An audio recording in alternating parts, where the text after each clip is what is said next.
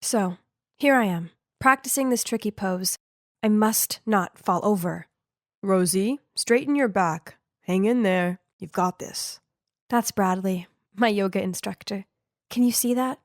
There are more than a dozen people in this class, yet he only seems to encourage me. Did this mean he liked me? I didn't need to look in a mirror to know my cheeks were lobster red right now. I'm Rosie, by the way, 18 years old. I'm still single. Not to brag, but I know I'm kinda pretty, friendly, and fun to be around. So it's easy to tell that many guys are into me. But why do none of them ever dare to confess their feelings to me? What were they so afraid of? Take Bradley, for instance. He clearly liked me, but was too shy to admit it. It was so obvious as he kept deterring past my mat just so he could check out my position. Even my best friend Joseph noticed that, as every time Bradley approached, Joseph would have this cheeky smirk on and send me signals with his eyes. I already told him not to do that. After class, Joseph kept teasing me about it. He told me Bradley definitely had feelings for me and just needed one more push for leverage. Although I reluctantly told him to stop, he insisted on being the wingman by texting Bradley about me. Bradley, why don't you ask Rosie out? You two look really cute together. Come on, you know that wouldn't work. Huh? Why not? Because, Joseph, it's you I'm crazy about. I was not okay. What was the problem with all the men around me? Why didn't they like me?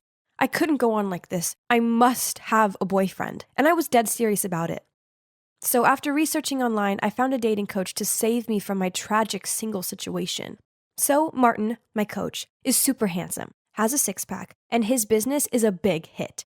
He's helped hundreds of sad single people find love. Flashy enough to trust, isn't it? Still, I was quite nervous when I met him. You know, the feeling that a therapist would judge you before treating you. But actually, he was reassuring, very open, and didn't ask too many questions. Let's just be open about this, all right? Manipulating someone into dating you is not the foundation to a healthy relationship. But don't worry, as I have the secret. Day 1, and according to Martin, I needed to learn how to approach new people. I'm pretty shy, so taking the initiative was hard for me, but Martin taught me a trick. When I see a cute guy, I need to approach him within 3 seconds. This way my brain wouldn't have time to think, analyze, then talk myself out of it, and end up missing my chance.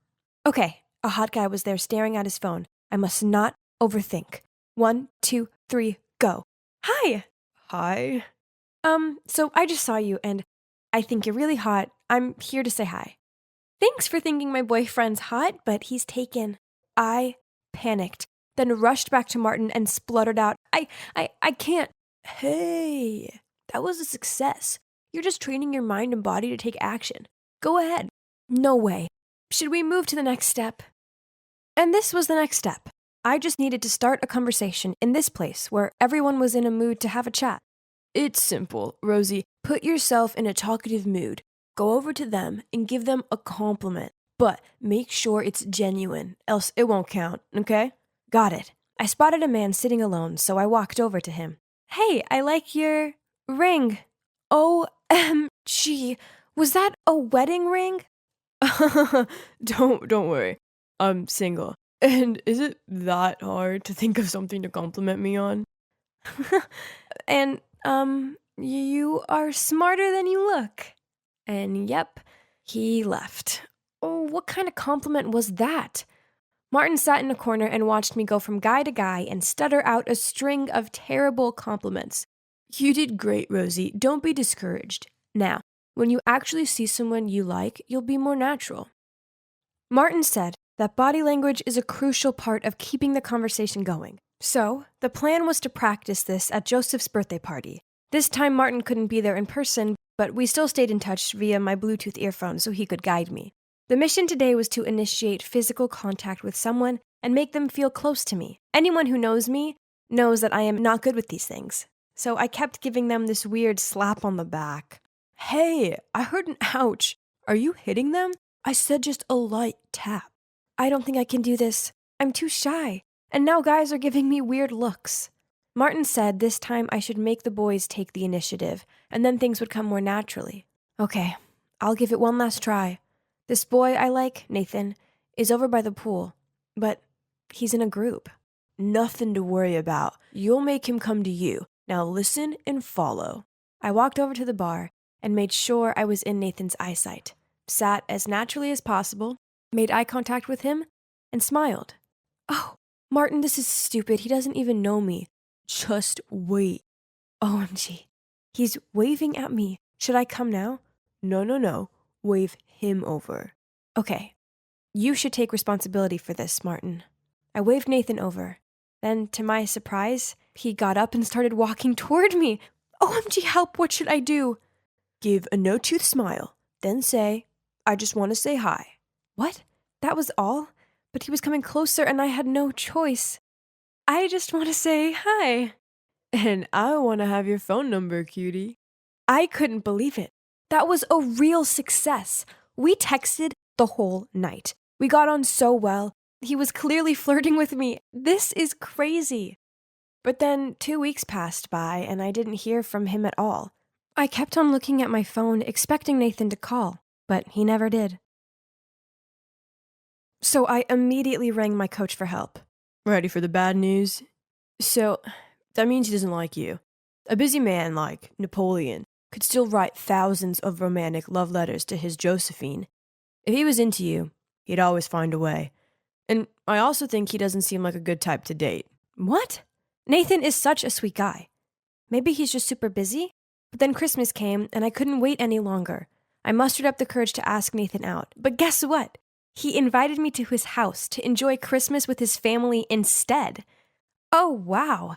He wanted to introduce me to his family. This was massive. It meant he really took our relationship seriously, didn't he? But when we got to Nathan's place, to my surprise, it was just a small apartment and definitely not big enough for a whole family. Seeing my confused look, Nathan said his family must have changed their plans and went out, which was for the better as the two of us would have more time together. Suddenly, I saw a shadow of a girl in a red dress in his bedroom.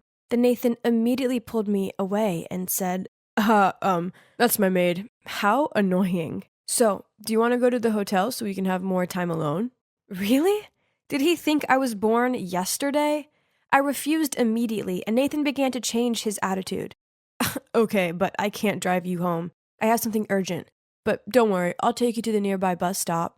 I have never felt so stupid. Martin was right. Nathan wasn't serious about me. He just wanted to use me. But what went wrong? I did everything I could, but I kept failing again and again. No one liked me. I called Martin in tears, and he ended up driving there to pick me up right on Christmas Eve.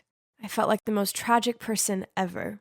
Martin was so patient. He turned the radio on so loud and didn't say anything until I finished crying and calmed down. Misread the signals again, huh? How could I have known? Well, I'm not saying this to make money off you, but looking at the current situation, I think you need to hire me for longer than you think. My love life may have sucked, but at least I had Martin. Here's my hope. He was the best coach ever, as he didn't mind answering my questions, and he always picked up the phone whether it was office hours or midnight. Then one night I was out with my friends. I drank a few too many wines and phoned Martin up and slurred out a load of drunken nonsense. He immediately came to pick me up and drove me home, saying that he needed to make sure I got home safely. He was such a sweet guy. I felt something, but then reassured myself that he was just being nice. But Joseph insisted that Martin was only acting this way because he liked me. Seeing everything he did, and you still have to wonder about his feelings? Dummy. Believe me, I'm not wrong this time. Mr. Sixpack is crazy about you. Congrats. Thinking about it, it did make sense. So I started stalking my coach on social media and daydreaming about him. Then taking Martin's own advice that I needed to make my feelings known. So, on Valentine's night, I myself made this box of chocolates and took them round to his. I took a deep breath, then rang the doorbell. But then, standing at the door was him holding hands with another girl. I awkwardly said, Don't you like me? I mean, you taught me that when a guy likes a girl, he'll always be there for her. You picked me up in the middle of the night, and you always listened and comforted me when I was sad. You even brought me hot tea when my Aunt Flo came to visit. Doesn't everything match up? Rosie, I was just being nice. Sorry, but you've confused the signs. Again. I was totally dumbfounded. I couldn't face the thought of seeing Martin ever again, so I blocked him from my life. Ugh. In the following days, I was under a variety of emotional states, from extreme stress, heartbreak, embarrassment, then disappointment because of my extra delusion. I struggled with insomnia almost every night and tried to bury my feelings by binge eating junk food. Just 2 weeks later, I looked at myself in the mirror. There were dark circles under my eyes, my skin was dry and flaky, and I felt bloated and sluggish most of the time. Seeing myself like that reminded me of something Martin had said. How can you expect someone else to love you if you don't love yourself? I knew I needed to change, so I started eating more healthily, working out, and finding me time. And you know what? It worked. Now I can finally say that I see my own worth, and I'll never allow a man to treat me badly ever again. And if that means I stay single for a while, then that's the way it'll be. I guess I kinda owe Martin a lot. I mean, he did teach me loads. And now, even though I'm still single, I'm enjoying it. There are way more important things than having a boyfriend, right?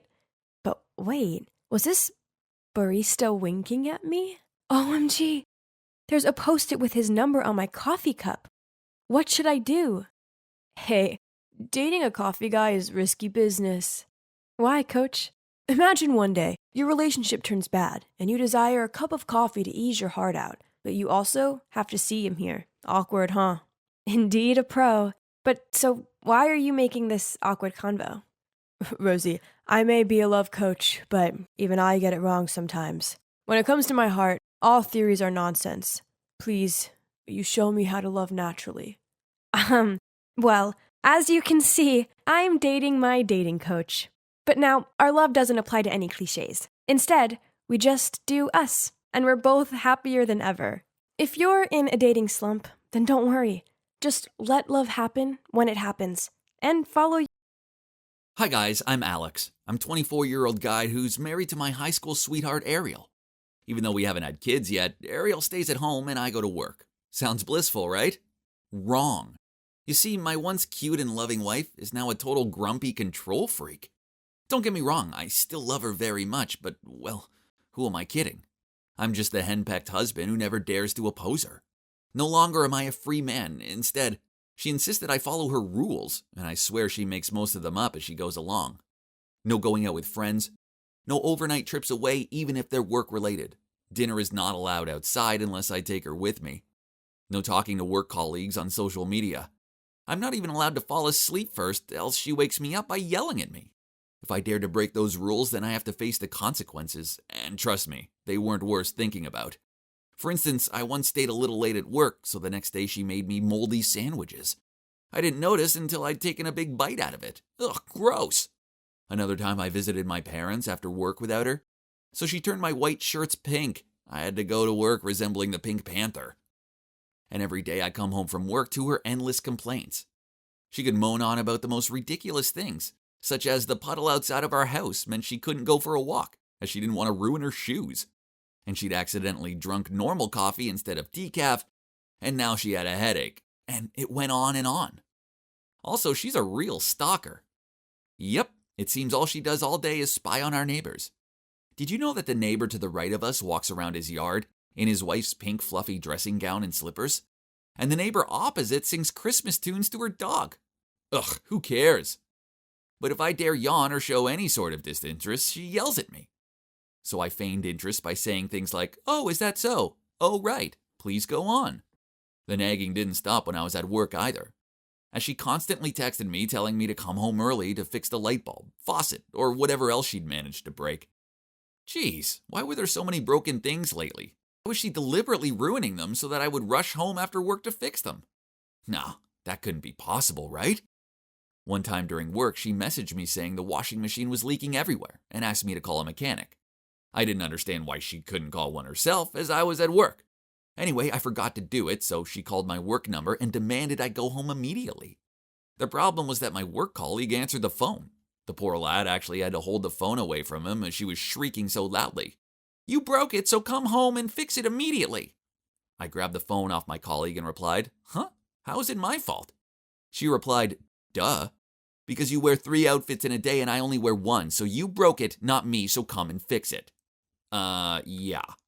I failed to see the logic in her argument. I just didn't know who she was anymore. Where had the lovely Ariel from the old days gone? Oh, how I longed to be single again. Then, when I thought things couldn't get any worse, they did. My workplace was celebrating its 10th anniversary, so my boss held a party and invited everyone and their families. Oh no. The last thing I needed was my controlling wife embarrassing me. But Ariel checked my emails and found out about the party. She immediately repeated her rule. "Dinner is not allowed outside unless you take me with you." I forced a smile and acted excited to have her joining me. Hope nothing happens, though.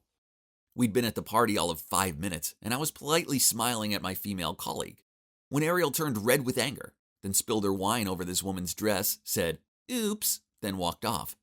I passed my colleague some napkins and apologized. Why was Ariel so childish? I didn't want to lose my job because of her jealous rages. Then I found her talking to my boss. She was actually shouting at him for making me work overtime too often. What? My boss was fuming. Now I was sure I would end up being fired. But thank God, through some miracle and a lot of groveling to my boss, I didn't lose my job. I was feeling so down about it all. So on one of my lunch breaks, I called my friend Matthew. I've known him for years. In fact, back in our school days, he had a huge crush on Ariel. And we both tried to win her heart. Anyway, that's in the past. I needed to vent, so I said to him, "Back at school, you and I both frantically chased Ariel. We even fought for her. Back then I thought I'd won, but now I think you're the one who had the lucky escape." Matthew replied, "Do you know why your married life is so stuffy? It's because she loves you too much. If you need more freedom, it's so easy. You just need to make your wife love you less. Don't worry, I'm here to help." At this point, I was pretty much willing to try anything. Besides, he was my friend, so he had my back, right? So the plan was to find Ariel a demanding job in another town. Then I'd only have to see her on weekends. So I asked my old friend to let Ariel work as a newscaster on his about-to-be bankrupt radio station. Ariel was so excited when she got the job offer. She begged me to quit my job and to go with her, but I disagreed. I made excuses that my job was too good to quit and encouraged her that it was a good opportunity for her and that I would visit her on weekends. After that, the life I always longed for arrived. It was so blissful coming home from work and not having her nag me. I could put my feet on the couch, fall asleep whenever I wanted, and go out for dinner with my colleagues without having to take her along with me. But the house was quiet. Too quiet. Yes, it wasn't long before I found myself pining for her like a puppy. I even slept clutching one of her sweaters. Then it suddenly all made sense. Ariel had only acted that way because she was bored and lonely stuck at home all day. She longed to have me to talk to, and yet all I did was make fun of her. Ugh, I was a terrible husband. I'd been a foolish idiot, and I wanted my wife back, so, without delay, I bought the biggest bunch of flowers I could find and drove to Ariel's place in the other city. But when I pulled up outside, I saw her standing outside talking to someone. It was Matthew. That sneaky, conniving snake. Then I saw him take her hand. I stormed up to him and punched him in the face. Ariel panicked. "Alex, are you crazy? What the hell are you doing?" Then she checked Matthew's bleeding nose. I was furious, so I blurted out, "He's a liar. He told me to send you away just so he could worm his way into your life." She looked at me in surprise and stammered, "What? You sent me away? I earned this job and I chose this life." "No," I shook my head. "I set it all up. I'm sorry, I'm a fool." I was about to hug Ariel, but she pushed me away and said, "Are you bored with me? Why don't you... You're a coward." After that, Ariel ran into her house and locked the door. I begged her to hear me out, but she ignored me. I had no choice to drive home sad and alone. I went back to her house each day and tried apologizing, but she never answered the door. Each day I left her a gift on her doorstep, such as chocolate cake, penguin plushie as they're her favorite animal, and a picture of us together.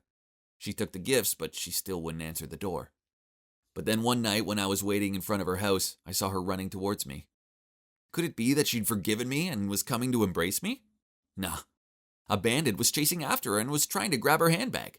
I rushed forward and tackled this bandit to the ground. She was so relieved I was there to save the day, and she flung her arms around me. After that, she forgave me and moved back home. I definitely learned my lesson now.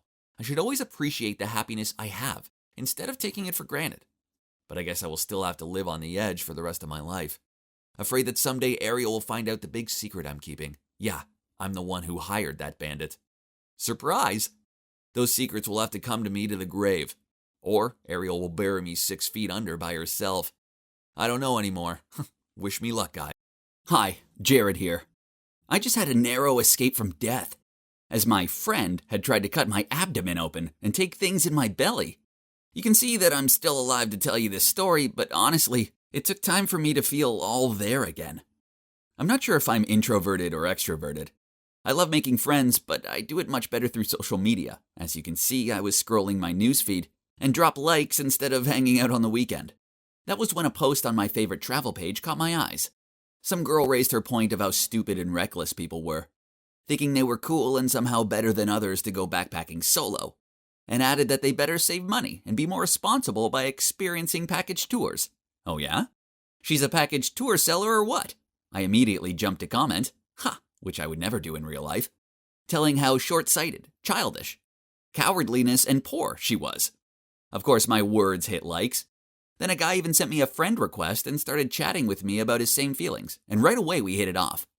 His name was Travis, a 31-year-old guy living in the Northwest, close to Portland. Pretty soon we were chatting every day. I always found the best secret camping spots in my home of Arizona, and he also shared his tons of experiences of camping, trekking, and solo adventuring. So crazy! This could be a Netflix new series, How I Met My Soulmate. As summer vacation was coming up, Travis invited me to Oregon a number of times, but I still hesitated to put Portland in my summer bucket list. My final summer as a student must be an unforgettable experience. Travis got my mind and said he was organizing a small music festival with some friends up in Portland, and he'd love for me to join. Seeing as I played guitar, I jumped at the chance and said yes, without even thinking about it. Could it get even cooler? Yes! The festival was going to finance my whole journey. It's a hell of a risk. You don't even know this guy. What kind of online friend who pays for your plane ticket and your hotel and even all your food? Is he interested in you in that way? Oh man, my old, boring, skeptical parents could never see the bright side of this world.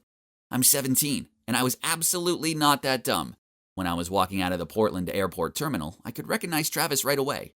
He and the girl he was holding must be his little daughter, Anna. They were both waving at me excitedly, and my heart melted for this cute moment. We greeted each other like we were old friends, and his daughter couldn't stop chatting to me. I instantly felt more at ease. They would make my experience memorable. Along the way to the city, Travis told me a lot about the upcoming festival, and despite my best efforts not to show my naivety, I couldn't control my childish excitement. Wow, Travis, the show's gonna be epic. My parents can finally see how amazing I am. Oh, Anna, are you excited to see your hero daddy burning the stage tomorrow? Right away, I could see her sad eyes. I can't be there. You have an important appointment with your doctor, don't you remember? Travis then turned to me. Anna has kidney disease, so the place is too dangerous for her. Oh, Jared, don't let it affect your mood. Tomorrow will tell if she can have a kidney transplant. Wish you the best, I said. I will play for her tomorrow. Travis dropped me at my hotel and said he'd come back to pick me up at 7 p.m. for dinner. I had the whole day, but not wanting time to rest, I immediately went out to explore. I went straight to the Portland Japanese Garden, which was incredible. Then I went to the Portland Zoo. Afterwards, I popped into the souvenir shop at the zoo and got my parents a gift. I saw a small vase that I knew my mom would love, but as I reached out for it, someone else was going for it too on the other side of the shelf. I looked up and was surprised to see a gorgeous girl standing there. Unfortunately, that vase was one of a kind. How ironic. Yet I still gave it to her because, what can I say? I'm a gentleman. However, once I'd left the shop, she came running after me. Hey, wait, I have something for you. I turned around and to my surprise, she handed me the vase. I guess you're a tourist, aren't you? Please keep it. I can easily find the other one for me. Aw, what a sweet girl. Really? I can't be more grateful. Would you like to join me for, a coffee? I'd love to. Sorry, but I have to get back to work. Hope you have a great time in Portland. She ran away before I could say goodbye. Wow, Portland locals are the best. Then I thought maybe I'd even go to college in Portland instead of Arizona. I loved it here. After that, I went back to the hotel to get ready. And at 7 p.m. on the dot, Travis picked me up and we went to a buffet restaurant. Before getting our table, Travis asked me if I'd like a drink and said the ginger beer was great. Sure, why not? I said I'd have one of those and he went off to the bar. He was right. It was great. And so was the food. It was delicious. And I must have eaten about 4 platefuls before I suddenly felt a bit sick. Oh, something's not right. I looked down and realized there was a shrimp in one of the salads. Oh no, I had a shrimp allergy. Without saying anything, I jumped up, ran to the toilet, and tried to throw up all the food and ginger beer. I was glad this was a buffet restaurant with unlimited food, so I could have a fresh start. Getting back to the table, I could see Travis was nervously peering over me. I was about to come to him and say I was fine, but suddenly my head was dizzy. I fell onto the floor and then everything just went black. When I opened my eyes, there was a bright light shining directly onto me. Huh? Where was I? I tried to get up but realized I couldn't. Oh my God, my limbs were tied to the bed. Was this even called a bed? I looked around but I couldn't see anyone. That's when I realized I was in some kind of operating room. Although it was too dirty to be a hospital. There were some ancient-looking instruments on a dusty shelf. Everything looked old and rusted. I had to get out of there. I tried to wiggle my feet, but they were tied up too tight. Who had done this? Suddenly, someone walked into the room. It was Travis. Walking behind him were two other guys wearing surgical clothes. Travis, what's going on? I'm totally fine, just a normal allergic reaction. Let me out. Travis looked surprised to see me awake. Oh, I thought you'd be out cold for hours. I should have given you more anesthetic in that ginger beer. Then he turned to the doctor-looking guy and said, Chad, give him more anesthetic, would you? Wait, what do you want? You can have all my money and stuff. I won't tell anyone. He started walking toward me with a sinister grin on his face. You shouldn't have woken up yet. Since you've seen us, there's only one way to clean up the mess. He reached out to me with a syringe and I started screaming, Let me go! Let me go! But he was obviously not about to stop. Come on, or you want to see your belly being disemboweled? What? So they were trying to rip open my belly? Gutting me like a fish? I tried to struggle so he couldn't inject. The iron bed was shaking hard. Yes, till my last breath. Suddenly the door burst out and the police rushed in. Was this just a flash before I died? Stop, you're under arrest! Their shouting brought me back to reality. They grabbed Travis and the other two doctor guys and handcuffed them, while another untied me. I was taken outside and they helped me into a police car. My soul hadn't been back to my body yet, but when I looked to my left, I panicked. The girl from the souvenir shop was sitting next to me. Oh my mother, what are you doing here? She put her hand on my arm and said, A horrible night, isn't it? I'm actually an undercover cop, and I've been investigating an organ trafficking line. That guy Travis, who has pretended to be your friend, is actually part of the line. Not everyone was as lucky as you, Jared.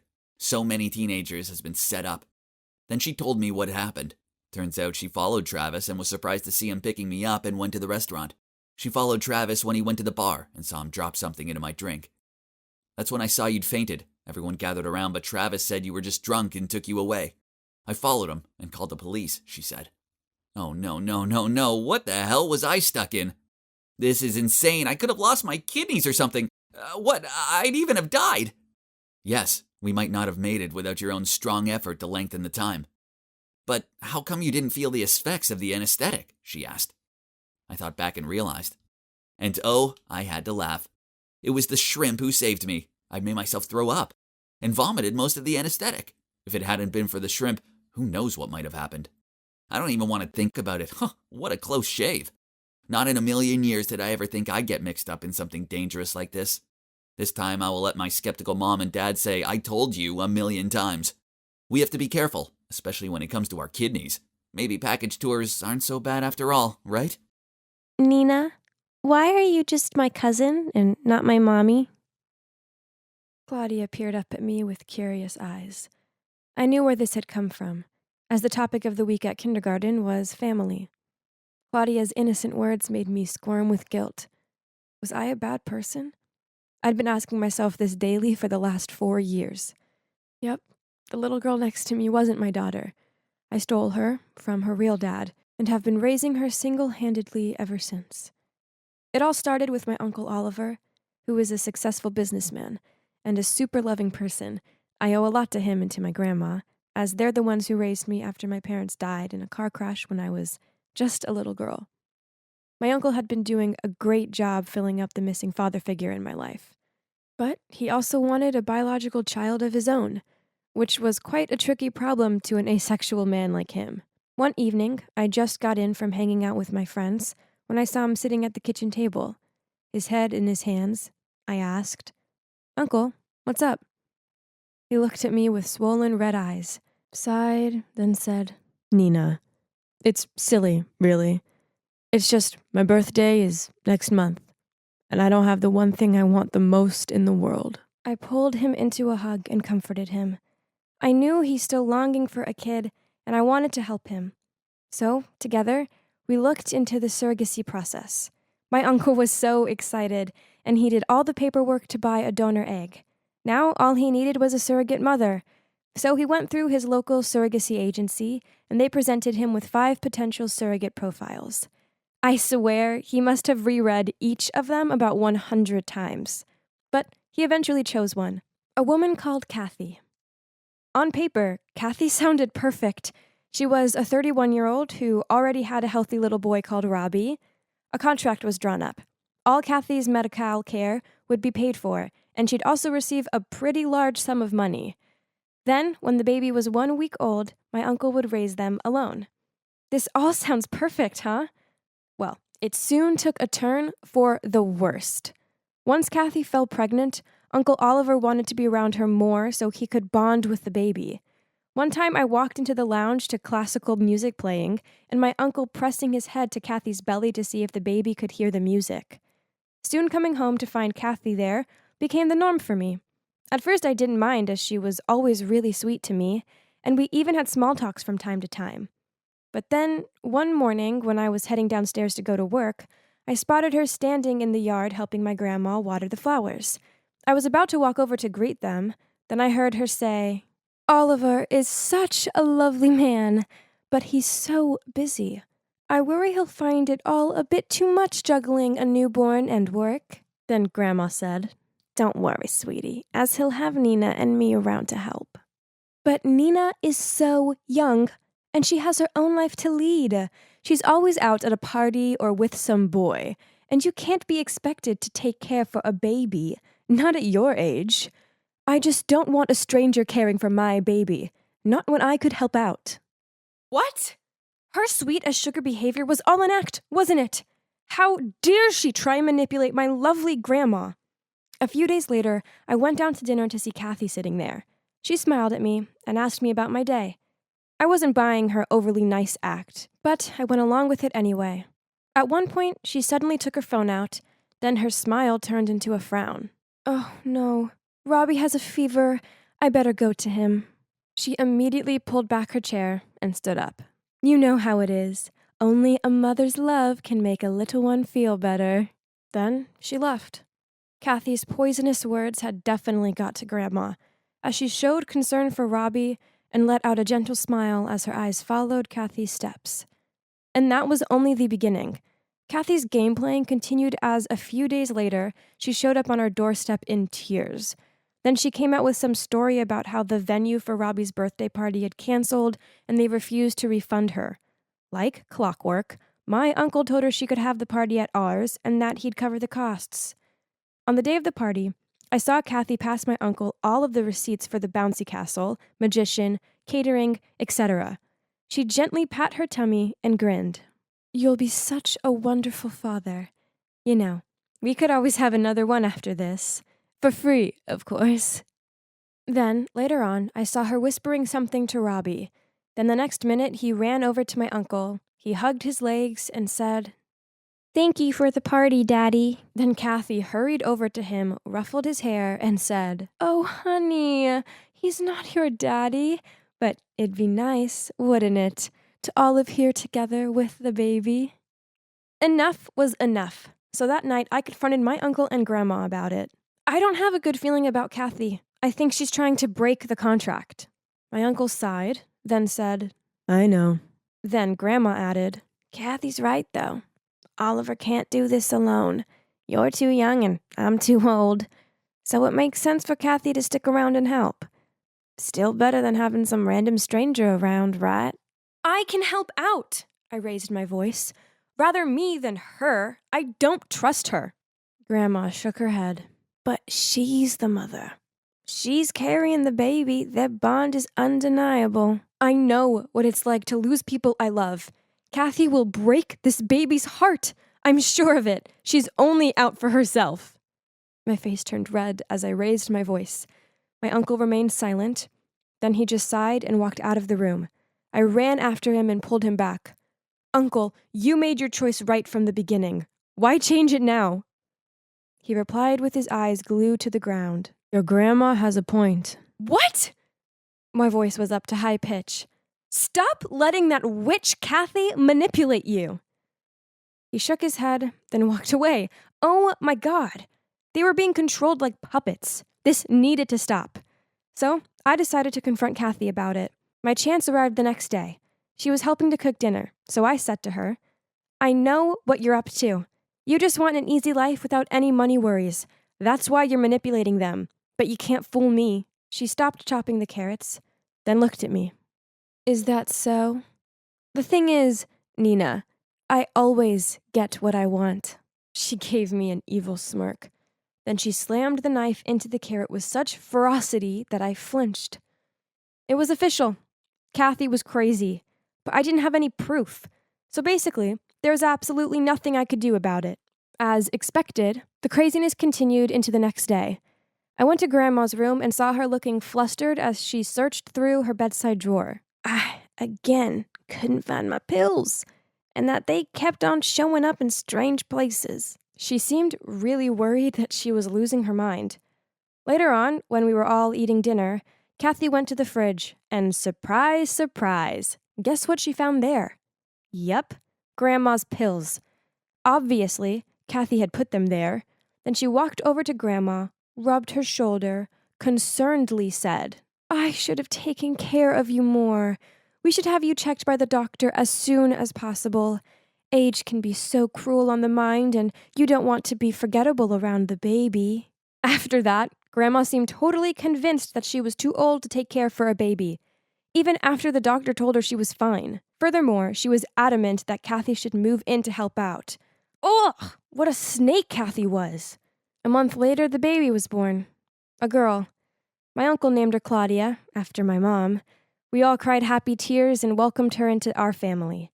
Kathy got her wish, and both her and Robbie moved into our house. One morning I came downstairs to see Kathy holding the baby. In front of her was the ripped-up contract. I told her to leave, and she smirked and said, You're a smart girl, Nina, but you're no match for me. I'm not going anywhere. This is my home now, so get used to it. I knew there was no point telling my uncle and grandma about this. I couldn't let this woman destroy my family. She was dangerous. She could end up hurting everyone. She'd never stop until she got what she wanted, and there's no way I could let that happen. So, when Kathy was in the bathroom, I picked Claudia up, and before I could stop myself, I was fleeing from the house and out of their lives. I moved to a new town and got a new job. It was only meant to be temporary, but I guess I was too selfish and afraid to go back. I'd always been truthful with Claudia about one thing, that I was her cousin, not her mom. So, when Claudia said the words, Nina, why are you just my cousin and not my mommy? I felt so guilty. She was missing out on a relationship with her father because of me. Yes, I'd wanted my family to get out of Kathy's trap, but what I did wasn't fair to my uncle. I knew that now. I had no right taking his daughter away from him for 4 years. I felt so awful. Thinking about the distress I must have caused him and Grandma, the guilt was eating me up, and I knew I couldn't carry on like this anymore. So I called up an old family friend and asked him to approach my uncle. Later that day, my friend got back to me with a message from him. Kathy's gone, and she won't be coming back. You were right about her. Of course. She was only after my money. After you left, she didn't seem to care about Claudia at all, and she threatened to go to the cops and report you unless I paid her off. Please, just come back to me and Grandma. We sure aren't happy with what you did, but we know you had good intentions. We love you, and we just want our girls back home. Tears streamed down my face. They'd found it in their hearts to forgive me. Running away had never been the answer, even if I'd done it with good intentions. It was time to stop running. It was time to go home. So I peered down at the little girl who reminded me so much of my uncle. Claudia? I took her hand. Are you ready to go home to Daddy? Hey, kid. Why are you here alone? What's your name? I first noticed this little girl when I discovered this epic pastry shop near my school. She'd always be sitting in the alleyway nearby, wearing the same clothes over and over again, clutching a teddy bear in her arms. She looked up at me with her big, innocent eyes and answered timidly, I'm Alex. Then she started crying quietly and said, My mom and dad are always working, so I wait for them here. Sometimes they're gone for days. Oh, this poor little girl. She must have been starving, as she kept eyeing my bag of croissants. I gave her one, and she said chocolate croissants were her favorite. Wow, just like me. No wonder I'd felt drawn to this little girl. She ate it so fast, and I told her I'd go buy her another one, and I'd be right back. I couldn't bear to see her so hungry. How could her parents just leave her like that? I ran as fast as I could, but when I got back to the alleyway, she was gone. How weird. I couldn't see her anywhere. I walked home, and that night, I couldn't stop thinking about her. Had her parents come to pick her up? The next day, I went back to the pastry shop, and before I even got there, I heard some kids shouting. I tried to take a closer look, and there Alex was, huddled on the ground while the kids threw her teddy bear around. Oh no, she was crying. This made me so angry, so I charged towards them. Hey! Leave her alone right now, or you'll have me to deal with! The bullies immediately ran off. I rushed over and put my arm around Alex.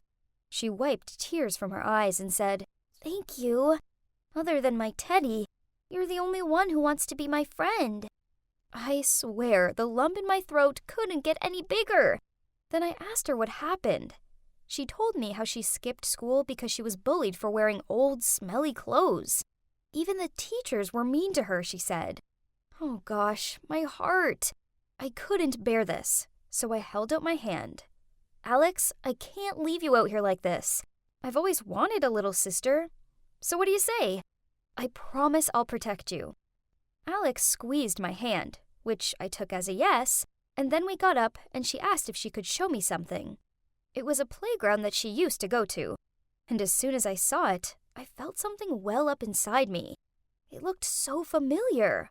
We played on the jungle gym and the swings, and they even had a big slide that was so fun to play on. We played for hours, and it felt like I'd gone back in time to my childhood.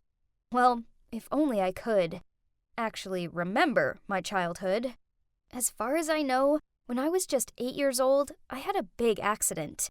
It gave me a major head injury and wiped my memory completely. Ever since then, I've been going to therapy and taking medication. But it's so weird not being able to remember anything from before. I try to focus on the present, though, and I know I'm lucky to even be alive. However, sometimes the migraines from the accident get really bad, and that's exactly what happened when we were on the swings. One minute, I was looking at the clouds and laughing. The next, I felt myself slipping off the swing and landing on the ground. The last thing I saw was Alex running towards me. When I opened my eyes, I was in a hospital bed, and my parents were there holding my hands. Recently, my migraines had been getting more frequent, and it really worried my mom and dad. My first thought was, where's Alex? I asked my parents if they'd seen an 8-year-old girl, but they looked confused. I realized she'd probably been scared and run off. She was constantly on my mind, though, so as soon as I got out of the hospital a few days later, I went to find her again. She was nowhere to be seen, but there was a fire in my heart that kept urging me to find her, so I couldn't give up. I had to find her. I ran to the playground and was relieved to see her on the swings. She looked so sad, so I asked her what was up, and she burst into tears and she said, "My family, they lost everything. A gang came to our house and stole everything we own." Even I started crying after hearing that. How could people be so cruel?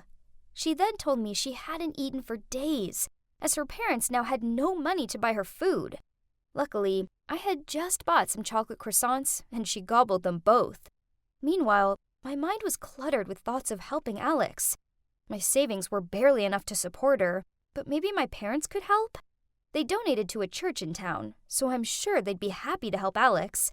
I quickly called my mom, and she said she'd love to meet Alex and see what they could do. So I happily told Alex the good news, and we walked straight to my house. I gave her some more food, and we sat on the couch to wait for my parents. Seeing her bright face made me feel so happy. As soon as I heard their car pull up, I ran to the door and said, "Mom, Dad, Alex is here." My parents came in and looked around the room. Then my dad said, Sweetie, where is she?" I pointed to the sofa and said, "She was just there." Then I called her name, but she didn't reply. I didn't get it. Where was she? My mom looked worried and said, "Is she too shy? Are you sure she was with you, honey?" I frantically checked the whole house, but she was nowhere to be found. I was starting to panic now, but my dad held me and said, "Alice, sweetie, calm down. Maybe you just need a rest." Then I heard my mom whispering to him, "The severe migraines probably have drained her out again. Get her upstairs. I'll call the doctor to ask about hallucinations." "I'm not hallucinating! She's real! Why don't you believe me?" I screamed out while trying to break away from my dad's arms. I was feeling dizzy by this point. My head was pounding, and the next moment, everything went dark again. I ended up in hospital again, for the second time that week. Wow, that was a new record. I was lying there pretending to still be unconscious to eavesdrop on my parents chatting to the doctor. "Alice has been acting a little strange. She keeps mentioning a homeless girl, and it sounds quite similar to her childhood. Today, she even said she brought her home to meet us. But we can't find her anywhere. And I don't think she even exists," my mom said. The doctor then said, "It's possible that this little girl is actually Alice's lost memories. Sometimes after therapy and medication, old memories can start resurfacing. Maybe this little girl was someone from Alice's childhood. A friend or something." What? This was crazy. Was Alex from my childhood? I didn't understand. I sat bolt upright and stuttered, Are you hiding something from me?" I could tell right away they were, because my parents looked panicked, and my mom said, "Listen, sweetie, it's been a long day for you. Now isn't the right time for this story. But I'll tell you tomorrow, okay?" The next day, my parents drove me to the church that they donate to every year. I was so confused and kept asking them who Alex was. Eventually, a nun appeared, and we all sat down in a little room on the 3rd floor. Then the secrets came pouring out. My parents weren't my real parents. After I had the accident, my parents adopted me from the church. They'd picked me up at the hospital right after I recovered and didn't tell me what happened because they didn't want to make my life any harder. They just wanted me to be happy. I couldn't believe it. Then the nun asked me to explain what had been happening recently, and I told her about Alex. As soon as I said her name, the nun looked shocked and quickly pulled out a photo album. She showed me a photo of 2 twin girls and said, "This is you, Alice, holding the teddy bear. And next to you is your twin sister. Her name is Alex." Suddenly, the room was spinning. This was all too much. I had a twin sister? Before I even had time to ask anything, the nun took my hand and led me over to a big window near the stairs. Through her words, all the past memories came rushing back to me.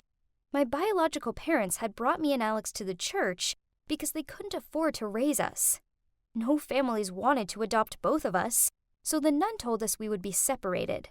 This was the most painful news we'd ever heard. So that night, we decided to escape together. I gave Alex my teddy bear to hold so that I could climb out the window first. But unfortunately, I slipped and fell from such a height that I'm lucky I even survived. That's what wiped all my memories.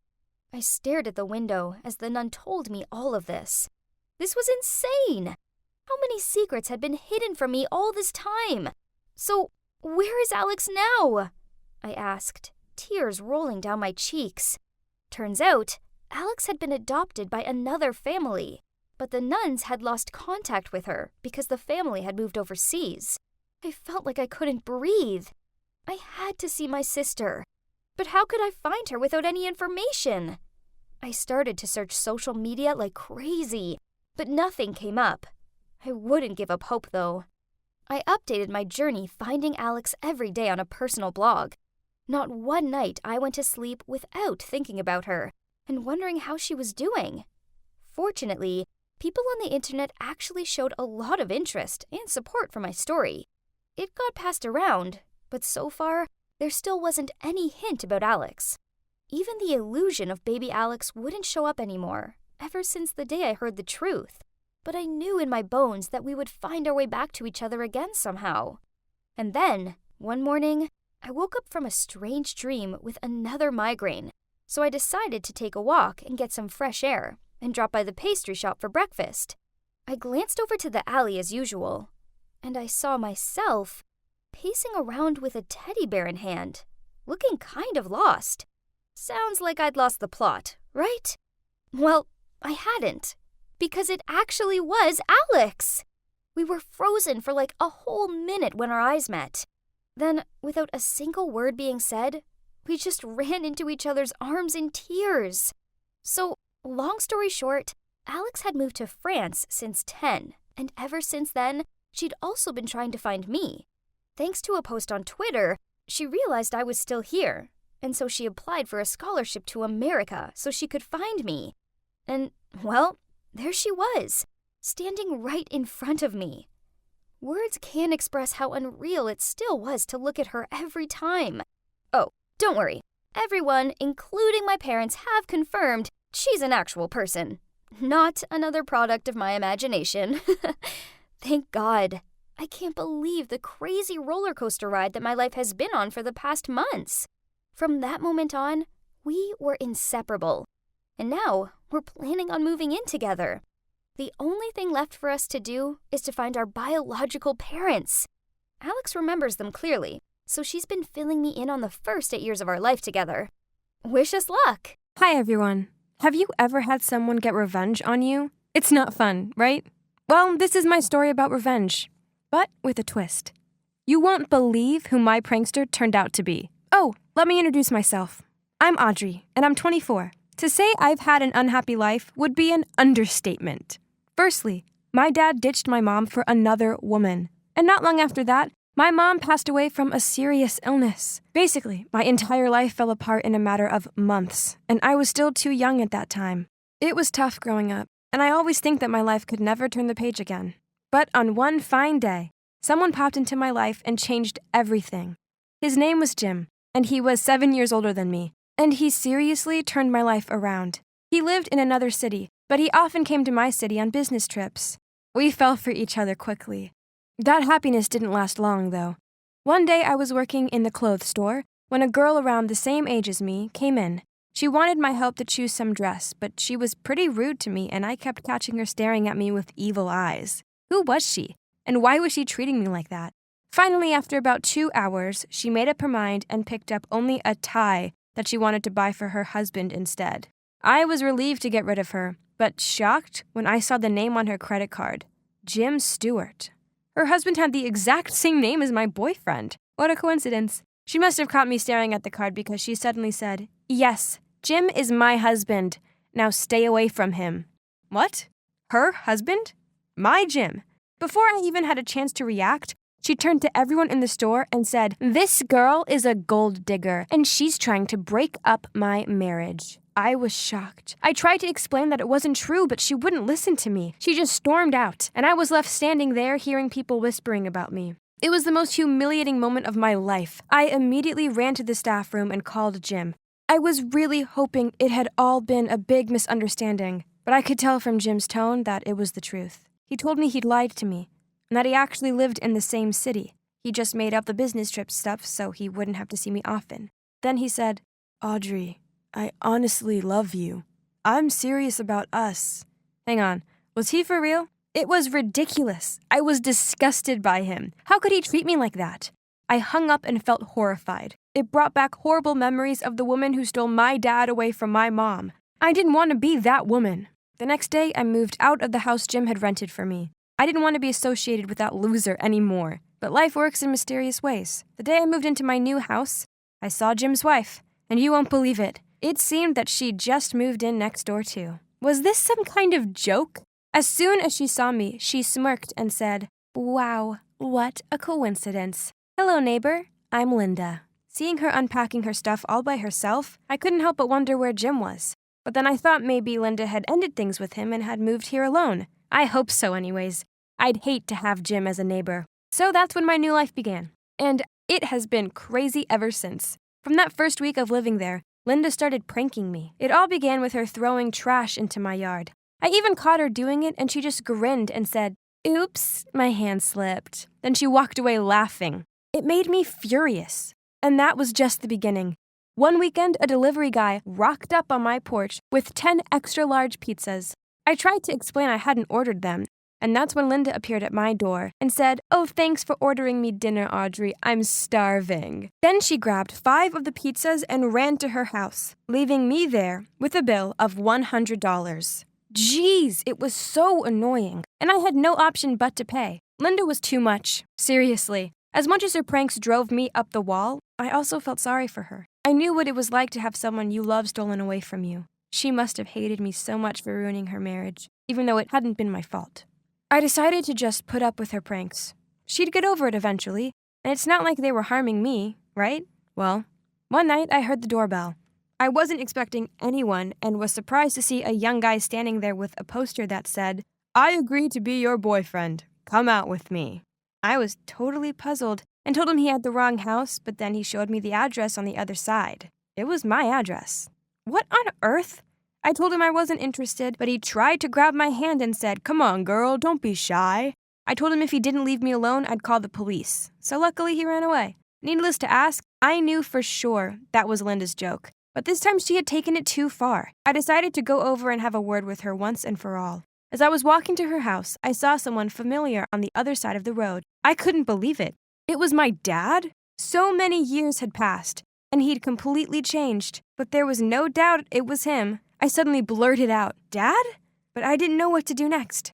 I was just thinking about my next move when I felt someone behind me. I turned around and saw Linda. She just smirked at me and walked away. What was her problem? Did she hear what I just said?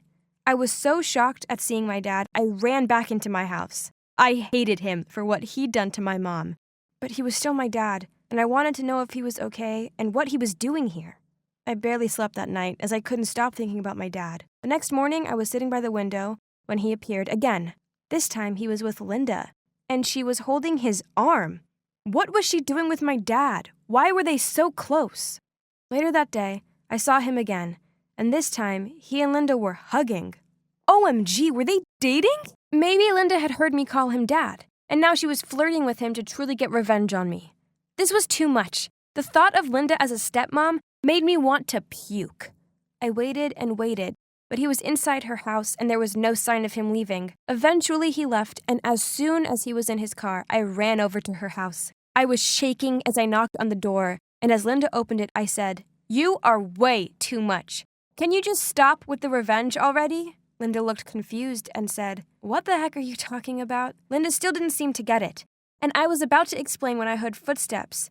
I turned around and my dad was right there. He said, "What's the matter, Linda? Why are you fighting with this stranger?" Huh?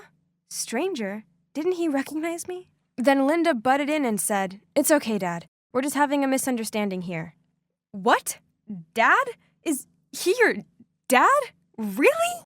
I stammered. "Yeah, why? What's the matter?" He said, "Linda, you don't need to lie to me. I know you're dating my dad to get revenge on me," I continued. "Whoa, hold on. What do you mean your dad?" Linda gasped. At that, my dad looked confused too, and walked to me and asked if he could look at my hand. After seeing my birthmark, he started crying and hugging me. Audrey, it's you. It's really you. I didn't know how to react, so I just let him hug me. It had been so long since anyone had held me like this. Ever since my mom had died, I'd tried to be strong and keep it together, but suddenly I couldn't hold back anymore.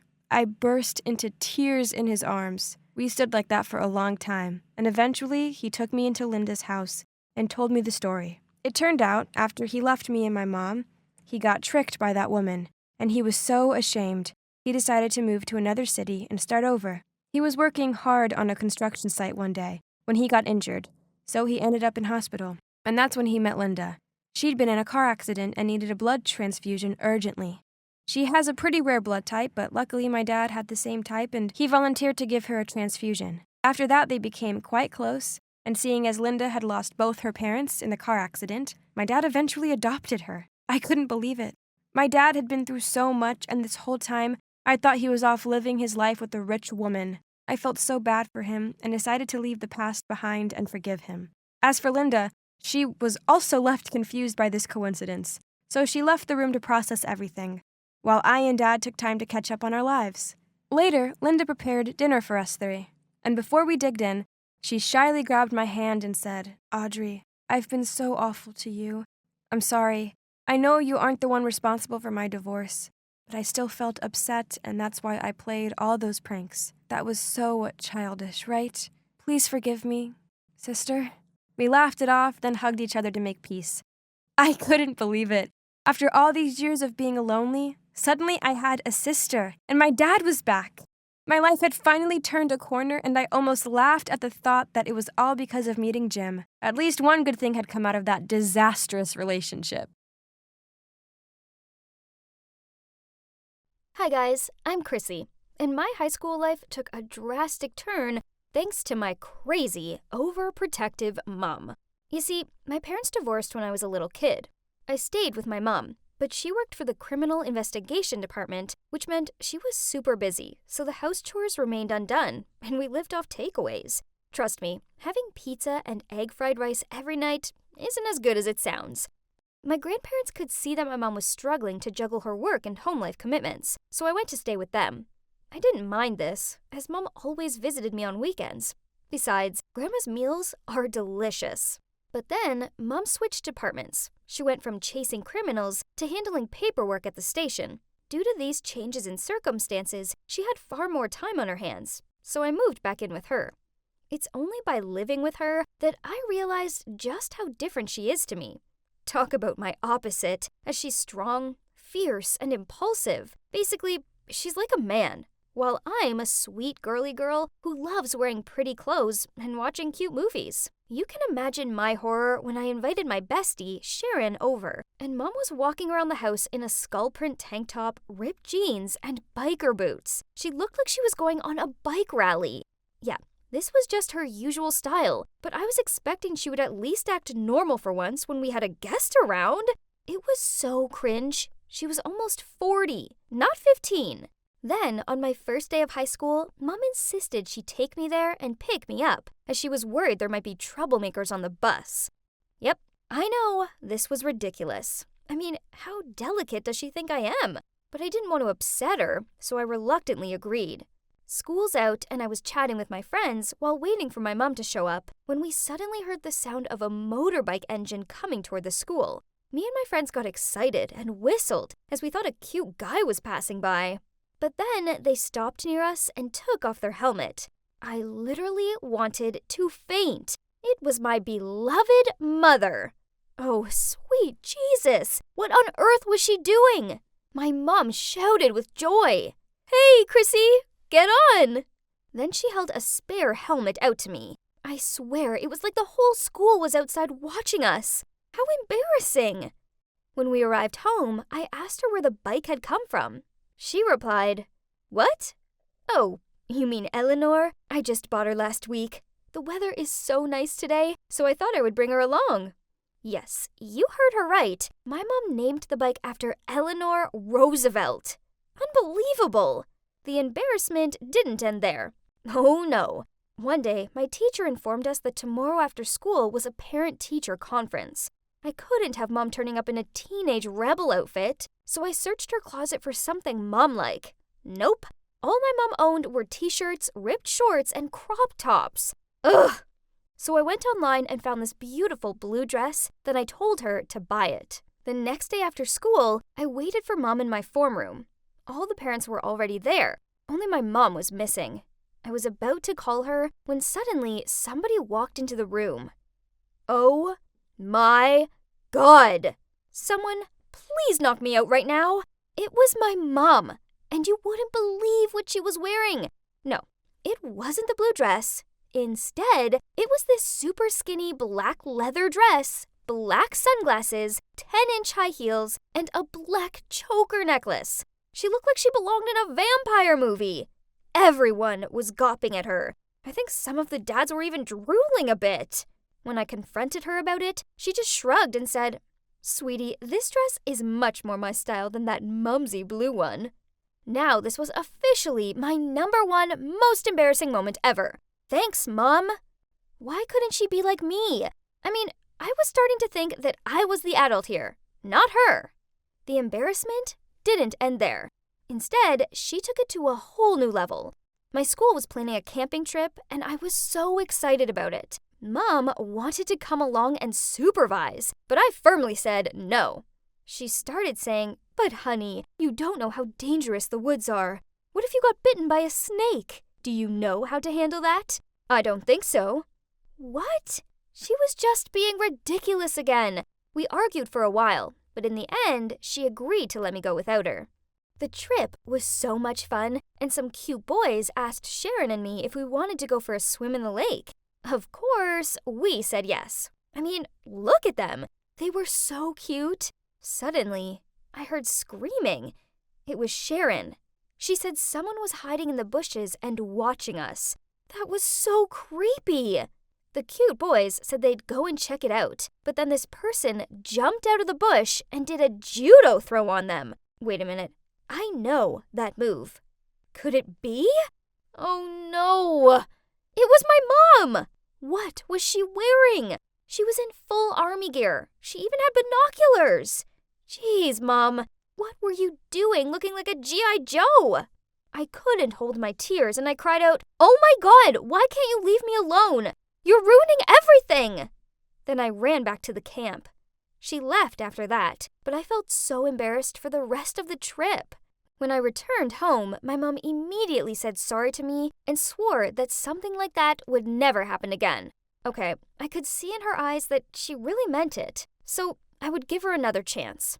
She calmed down a lot after that, and even let me go to school by myself. Well, that was big progress, don't you think? Soon after that, I started to date this boy named Kevin, and boy, was he hot! He was one of the popular kids at school, so I still couldn't believe he chose me. I don't know how Mom found out about him, but she did, and she insisted on inviting him over for dinner. I made her agree not to do anything crazy. I mean, what was the worst that could happen? The dinner was going well, until we got to dessert. Then Mom started asking him awkward questions, like, "Kevin, how many girls have you dated? And I assume you two have health classes at school? Or should I remind you of some important facts?" Oh, sweet Jesus, Mom! Her questions were beyond embarrassing. Kevin just sat there with a super awkward smile on his face and didn't answer. But then Mom announced it was very late and practically shoved him out of the house. It was only 8:30 p.m. After he left, I went straight to my mom and we started arguing. "Mom, you agreed not to do anything crazy. Why can't you act like a normal mom?" She replied, "Oh, honey, that Kevin guy is really cute, but he's not good for you. I know his type. They only want to take advantage of girly girls like you." What? Girly girls like me? What was that supposed to mean? I shouted back, "You're doing it again! You're being overprotective. That's because you're not tough enough. If you wouldn't be so girly and be a badass like your mom, I wouldn't have to protect you all the time." I stormed up to my room and slammed the door shut. I was so going to prove to her that she was wrong about Kevin and that I didn't need her protection. Fortunately, Mom hadn't scared Kevin off. Phew! He told me that his parents were super embarrassing too.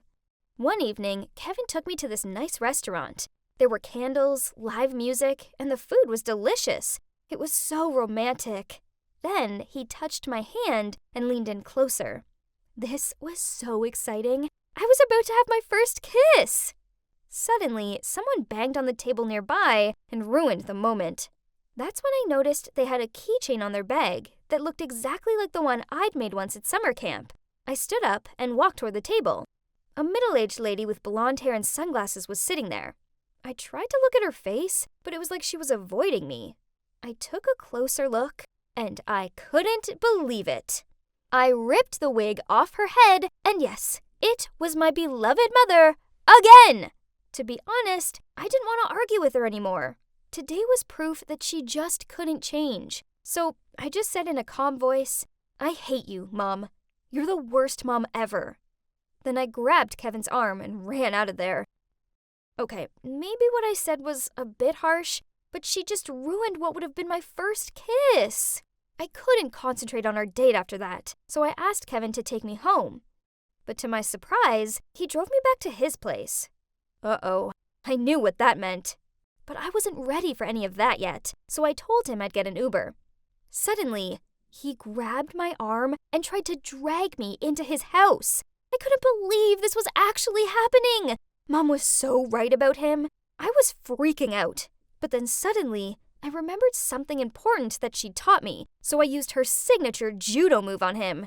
It worked, as he laid on the ground and groaned out in pain. Ha! And that's when my mom arrived on her motorbike. As soon as I saw her, I ran over to her, hugged her tight, and cried like a baby in her arms. You must be wondering how my mom found me. Well, when Kevin came by to have dinner, she pickpocketed his phone and hacked it so she had access to all his messages and location. So after I dragged him out of the restaurant, he texted his friends saying he was trying to get in bed with me at all costs, which my mom saw, so she rushed to rescue me. Oh God, Mom, that was so not okay. But what could you expect from a criminal investigator? When we arrived home, we had a serious talk. To my surprise, she admitted that she was wrong about me. She saw now that I was able to take care of myself. That judo move I did on Kevin really impressed her. See? Girly girls can kick some butt too. So from that moment on, things between us improved lots. Turns out, my mom isn't so annoying after all. I realize now that she's pretty cool, and all the things she did were just to protect me. Okay, so maybe she took it to the extreme levels, but she did it with good intentions. Thanks to my mom, I feel stronger now. You know what they say, I'm a strong woman because a strong woman raised me. Although, one thing's for sure, I won't be borrowing her clothes anytime soon. I always told myself I would never get married. To me, marriage seemed like the worst thing in the world, and who could blame me? My dad had cheated on my mom constantly, and I felt like it was all my fault. I once heard him say when I was a kid that he only stayed with my mom because he'd accidentally got her pregnant. So basically, he resented me. And that was what my childhood was like. My dad made it torture. I decided I never wanted to grow up to be like him, and then I would stay single forever. But then everything changed the day I met a girl named Carrie. I'm Nico, by the way. And before I get into the chaos of what happened after I met Carrie, let me just say that she was the most beautiful, smart, amazing girl I'd ever met. And I was definitely not the only guy who felt that way. However, never in a million years did I think she would hurt me in a way that was almost even worse than how my dad hurt my mom. You see, my dad cheated on my mom the whole time when I was growing up. They always argued, since my mom had suspicions of his cheating, but nothing was ever proven. Then finally, my mom caught him with his coworker, so they divorced when I was only 9 years old. It put a lot of strain on my life because I had to split my time between the two of them. And my dad was always out on dates with different women, so I pretty much raised myself when I was at his place. This really affected my relationship with him, and we never got close because he was always too busy. As for my mom, she took years to get over what my dad had done. And so it just made sense to me to not focus on girls. Instead, I spent all my time drawing. While all the other guys went out on dates, I was making comic books. Relationships just seemed too messy. At one point, my friend teased me and asked me if I was gay. But I just told him that my dad had ruined my mom's life, and I didn't want the same thing to happen to me. Instead, I focused on college and getting my art degree.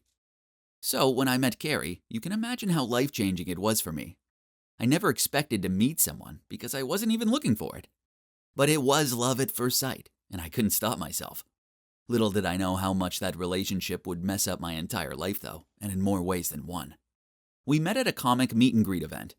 I work as a comic book artist. And when I saw her walking towards my stand at the event, I got so nervous. I'm a little nerdy, so seeing a gorgeous girl walking towards me was crazy, but we hit it off immediately. Turned out she was a big fan of my work and loved that I was slightly nerdy.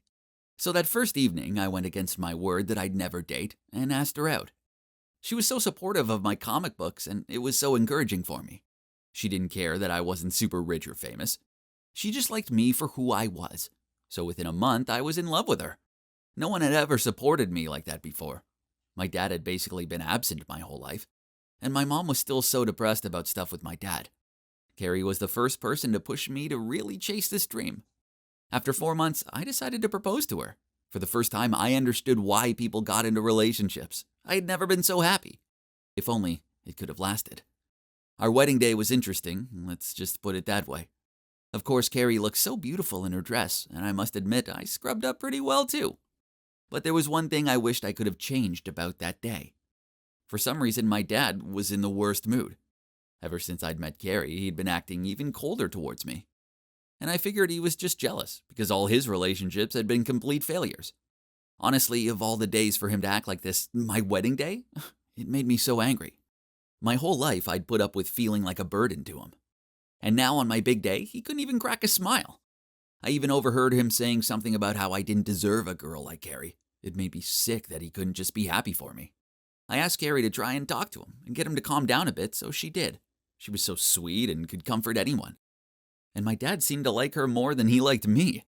I left it to her and made the rounds to chat with the other guests. But then when it came time to sit down for dinner, I couldn't find her. It was kind of awkward because everyone was waiting. And then just when I really started to panic, she appeared with my dad. They'd obviously been talking for a while. But at least my dad looked more relaxed, and he even smiled at me at one point, so I figured she'd done something right. At least I could enjoy the night and not worry that my dad would ruin it by saying something stupid. So the rest of the wedding night went well, and then we went on our honeymoon. It was fun, but Carrie seemed a little off. She spent a lot of time on her phone, and I'd hoped we'd spend more quality time together. I mean, it was our honeymoon after all. There were a few times where she even pulled away when I tried to kiss her, and I started to feel insecure. Had we moved too fast? I was seriously feeling anxious.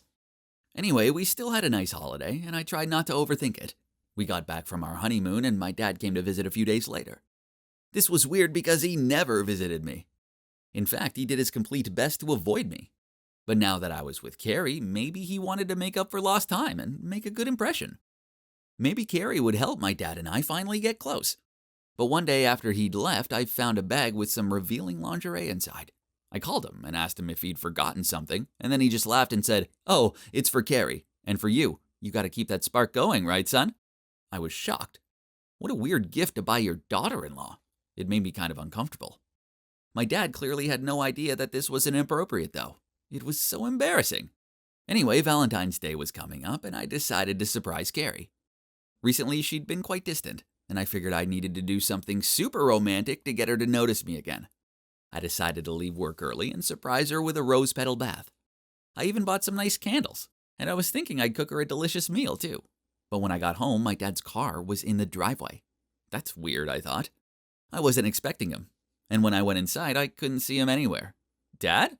I called, but there was no reply. I went upstairs, and that's when I noticed our bedroom door was closed.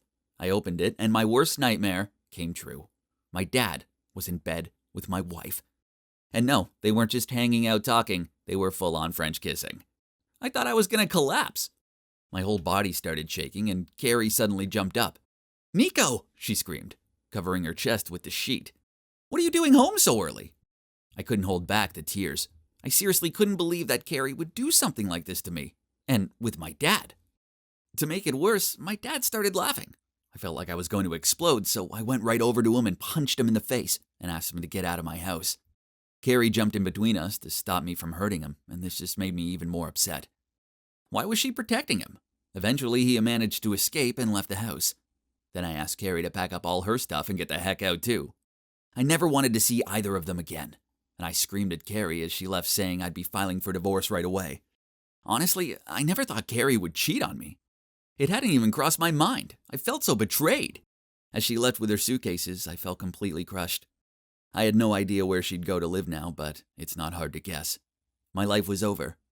My own dad, who'd treated me terribly my whole life, had now gone and done the worst possible thing. Stolen my wife from me. It took me a while to get to grips with it all. Even now, I'm still disturbed.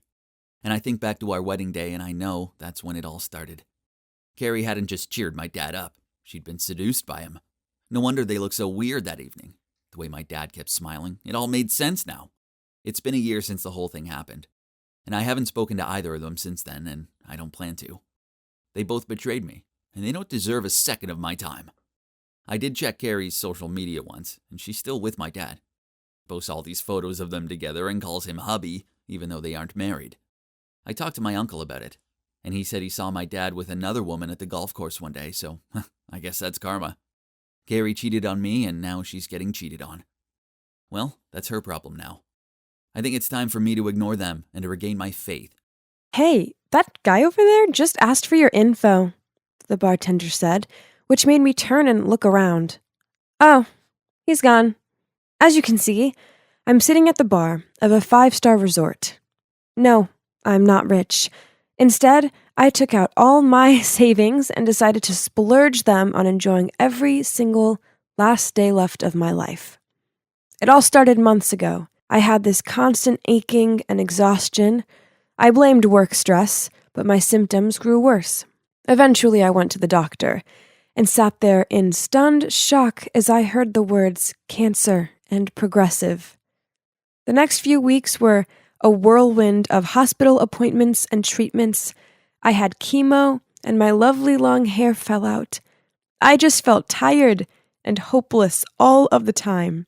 Enough that I had this. I stopped the chemotherapy, quit my job, and decided to enjoy the little time I had left. The Hawaiian beach is so beautiful. Then suddenly, someone walked straight into me. Ugh, their drink soaked me. I heard them say, "Oh my God, I'm so sorry." "Oh, hey, you're the girl who sat alone at the bar earlier." I looked up, and wow, he was handsome. I shook my head and insisted it was my fault for not paying attention. After that, he joined me for a walk, and we started chatting. Oh, his name's Blake, by the way. So the next day, I asked him out for lunch. I don't have much of an appetite these days, and the most I could do was staring down at my barely touched plate. Then I knew I needed to be honest with him. "Hey, Blake, I really like you and want to get to know you more, but I have cancer and don't have long left." At first, there was a sickening silence, but then he took my hand, and can you believe it? He said he wanted to get to know me too. The next few weeks with him were magical. Then we came back to the city and continued dating. Blake was so amazing and constantly showered me with love. One night after dinner, Blake drove us up to this hill. He said he wanted to show me Orion's belt, and it was so romantic. I didn't want to ruin the moment, but there was something I needed to tell him. "Blake, I saw the doctor today. He said that nothing has changed. Although he didn't mention it, I guess I don't really have much time left." My tears streamed down my face. "I've had the best time with you. I really do think I love you." Suddenly, Blake got down on one knee and asked me, "My darling Lucy, will you marry me? This is the least I can do for you." I was speechless, so I nodded and then held him tightly in my arms. I was too happy. I couldn't help sharing our love story on social media. Soon, thousands of people were liking and sharing it, saying what an inspirational couple we were. This was crazy, but amazing. Their support made me feel like I could take on my cancer, the world, everything. I started noticing that Blake was getting a lot of attention from other girls. They knew he was the guy who proposed to the dying girl, so they seemed to flock around him and admire him. Then one day, when we were at the wedding dress store together, I stepped out of the fitting room in this beautiful gown, feeling like a princess. But then I spotted Blake talking to some other girl. She touched his shoulder, and I overheard her say, "Your fiancé is very lucky to have you." Then she leaned in closer to him. "Blake?" I hissed at him. "Baby, how do I look?" He turned away from the girl and stared at me. "Yeah, gorgeous," he awkwardly smiled. I couldn't help but feel terrible. I know he's an attractive man, but he was about to marry me. It was not nice at all having him flirt with someone else at my dress fitting. Still, I tried to put it all aside, as I wanted to enjoy what little time I had left. The wedding was a dream come true. It was such a magical day. Then right before our honeymoon, I went to see my doctor. To my complete and utter shock, he told me, "I'm pleased to inform you that you're in recovery." Oh my God, I couldn't believe my ears. I was getting better. I rushed home and told Blake the good news. Only his reaction wasn't what I expected. His face dropped, and at first he was speechless.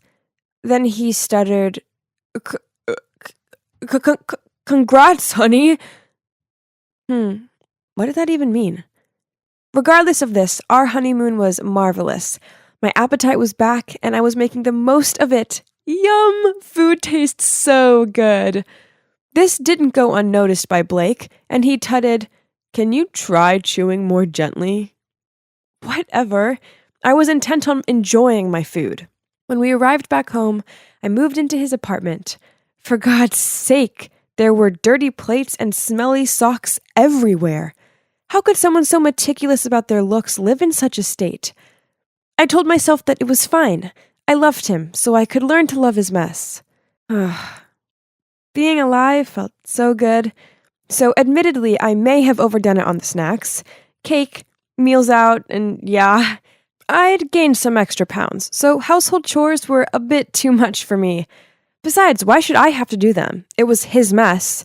But one time, when I was sick of his stinky underpants everywhere, I asked him, How can a guy who looks like you live in this rat hole? Go clean up. But he ignored me and went straight to bed. And it took no time for his loud thunder snores to follow. What the hell?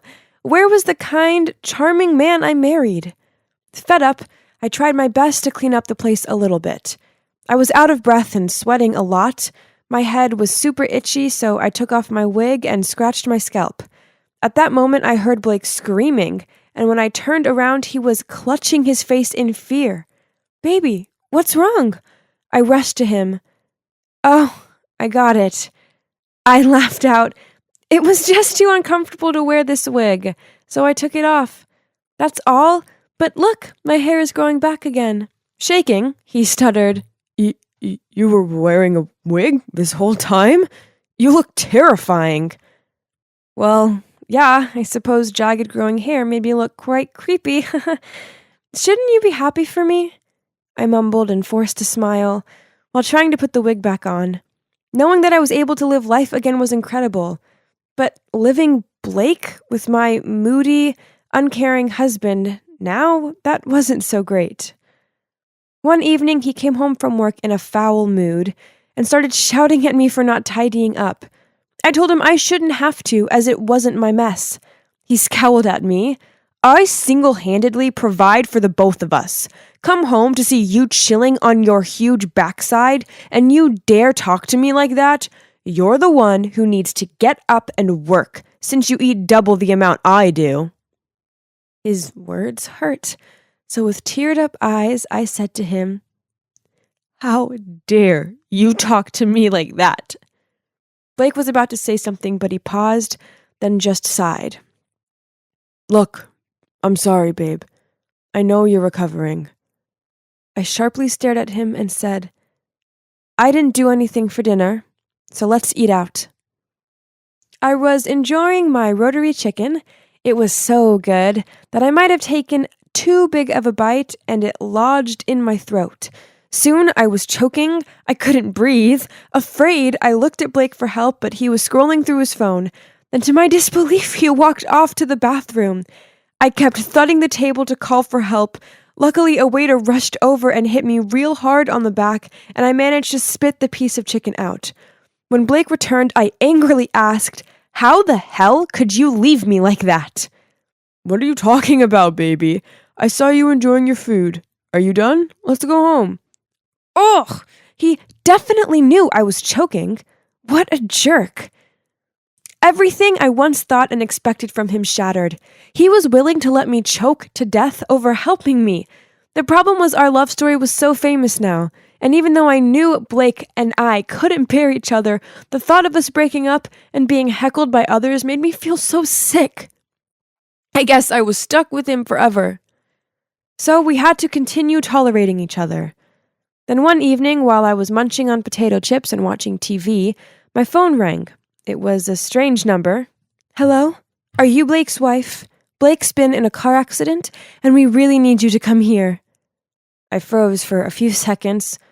Sorry, Wrong number, and hung up. My phone rang several more times, but I didn't answer.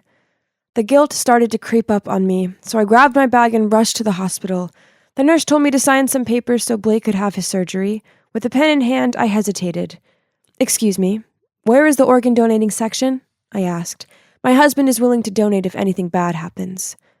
"This is not the right time to ask me that question," the nurse yelled at me. Right at that moment, Blake's parents rushed in panicking. I gave them the papers and sneaked back to the apartment. After that, I thought long and hard about our relationship.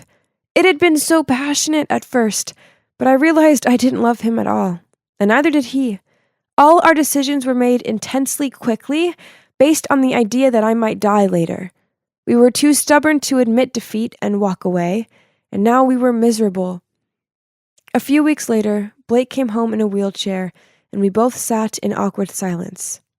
Then I broke the ice. That night, when I choked at the restaurant, "Did you ignore me on purpose?" Blake answered me with another question. "Is it true you wanted to donate my organs instead of helping me get my surgery?" I replied, "I'm sorry. That was the only way I could briefly think of to get out of this marriage." He sighed. "I know. Me too. I think we're just too similar, and that's why we don't work." He paused. "I think it's time we put an end to this." So finally, we stopped putting up with each other and filed for a divorce. People on social media were furious and posted a lot of venomous comments, such as, "So much for being an inspirational couple," and "This screams out scam marriage to me." I decided to close all of my online accounts. Their opinions don't matter anymore. I have my family's support. That's more important. Surprisingly, I'm still friends with Blake. Hey, we went through a lot together, and he's not all bad. I just never want to live with him ever again. I even met my current boyfriend through Blake, as he introduced me to him. How funny is that? Sometimes things don't work out as planned, but that's okay. Living a lie just to save a bruised ego is much worse. Oh, by the way, this is my real hair. I am now completely healthy. Remember, you only live once, so make sure you don't waste your time trying to please others, and instead, you embrace life and live it at its best.